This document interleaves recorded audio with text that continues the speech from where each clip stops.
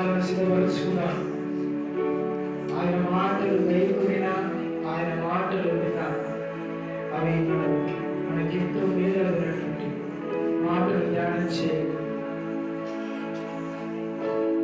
తండ్రి కుమారుడా, నేను మహిమార్థమై నేను నీ సన్నిధిలోకి వచ్చి ఉన్నాను. నేను సన్నిధించడానికి, నీ నామాన్ని అన్ని జనులలో ప్రచురణ చేయడానికి మాత్రమే నీ సన్నిధిలోకి నేను వచ్చి ఉన్నాను తండ్రి. నీ మాటలు వింటాను, నీ మాటలు వినేటువంటి చెవులను గ్రహించగలిగినటువంటి మనస్సును నాకు దయచేయి దేవా అని ప్రార్థించండి. అని ఆయన కొనియాడని ఆయన అడగండి.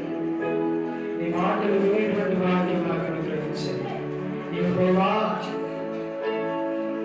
నాకు వినుబుద్ధి పుట్టించండి తండ్రి, మాకు వినుబుద్ధి పుట్టించండి. నీ మాటలు వినిచి ఉంటుండగా, నీ జీవవాక్యాన్ని నేను తండ్రి ధ్యానం చేయించి ఉంటుండగా ఈ మాత్రము కూడా నేను తండ్రి విసిగక, ఈ మాత్రము కూడా